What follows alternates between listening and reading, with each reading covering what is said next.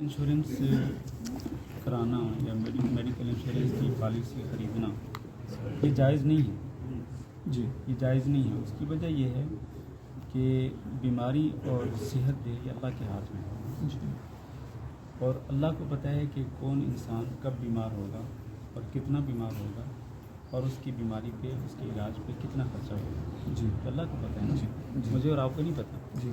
तो ये तो एक इंसान की एक जहनी सोच है, उस सोच की कमज़ोरी की अलामत है कि बंदा पहले से सोच ले कि मैं बीमार हूँगा तो मेडिकल कराई होगी, ये तामीन या इंश्योरेंस कराई होगी, तो वो कंपनी जिसके साथ मैंने इंश्योरेंस कराई होगी तो वो मेरी बीमारी का ख़र्चा करें, वो मेरे इलाज का ख़र्चा करें। यानी पहले से बंदा एक गोया कि माइंड बना लेता है कि मैं बीमार हूँगा और हो सकता है इतना ख़र्चा हो जाए, लाखों में करोड़ों में ख़र्चा हो, तो मेरी जेब से नहीं जाएंगे। जो मैंने पॉलिसी ख़रीदी होगी इंश्योरेंस की, उसी कंपनी से ही वो मेरा इलाज हो जाएगा, मुझे सहूलत मिल जाएगी। और भाई तुझे क्या पता है बीमार हो ही ना, बीमार ये भी हो सकता है। अब देखिए ना, बंदे को तो वैसे अल्लाह ताला से आफ़ियत का, तंदुरुस्ती का सवाल करना चाहिए, अल्लाह ताला से ये दुआ करनी चाहिए कि अल्लाह मुझे आफ़ियत दे, तंदुरुस्ती दे, हर किस्म की बीमारियों से अल्लाह ताला मुझे महफूज रखे, पनाह दे।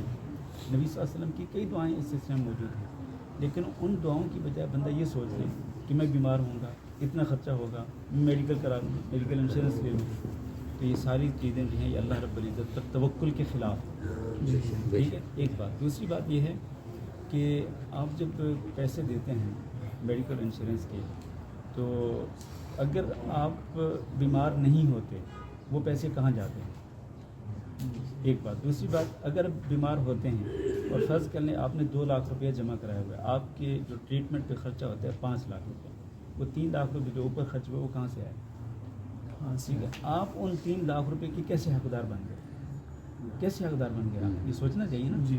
तो इसके अंदर ये पहलू बहुत ही ख़तरनाक पहलू है कि आप जितना पैसा देते हैं मेडिकल इंश्योरेंस कंपनी को, तो वो हो सकता है वो पैसा आपके ऊपर इस्तेमाल ही ना हो, खर्च ही ना हो, आप बीमार ही ना हो, ठीक है, और हो सकता है वो पैसा गैर मसलूमों पे खर्च हो।